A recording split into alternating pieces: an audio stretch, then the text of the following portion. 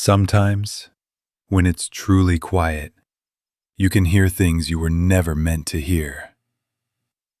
It began in an old radio studio, a place no one had used in years, ever since the local stations switched to digital broadcasting. The building was abandoned, dusty, but every night, at exactly midnight, a single red light above the studio door would glow. No one could explain why.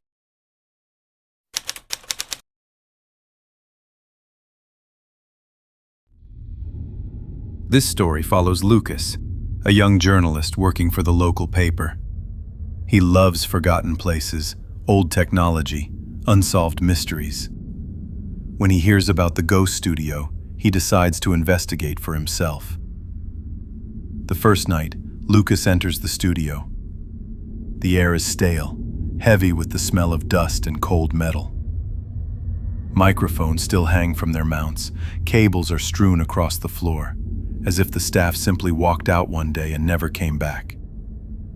But the strangest thing, the mixing boards are still powered on. They hum faintly, glowing with soft green light, even though the building has been off the grid for years.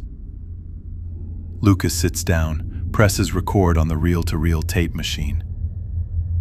"Test recording," he says, just to have something to play back later.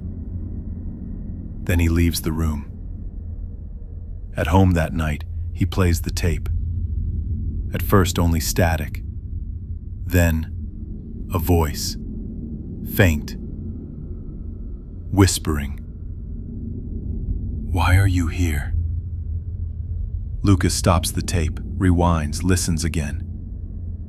It's still there, even clearer this time. "Why are you here?" He had been alone. The door was locked, and yet, someone else had spoken. Lucas can't sleep.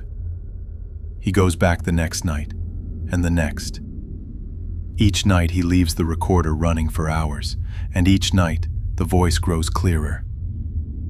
It begins asking questions. "Can you hear me? I've been waiting so long." One night there are two voices. They seem to be talking to each other, talking about him. "He can hear us. Then he won't leave." The temperature drops. Lucas can see his breath, though it's summer outside. He hears footsteps. Not on the tape this time, but behind him. He spins around. No one there. Only the red light above the door, flickering like a warning. Lucas decides to go one last time. He brings a camera with him. He wants proof. He sits at the microphone, presses record, and asks, "Who are you?" Silence. Then a crackle. The voice replies, loud, clear. "We are what remains." Every mixer in the room suddenly comes alive. Knobs turn on their own. Sliders rise and fall as if invisible hands are working the board. A high-pitched tone fills the room. Lucas clutches his ears. And then, complete silence. The camera falls to the floor. The final frame shows the empty chair. Lucas is gone. Weeks later, the police search the studio. Everything is switched off. No power is running to the building.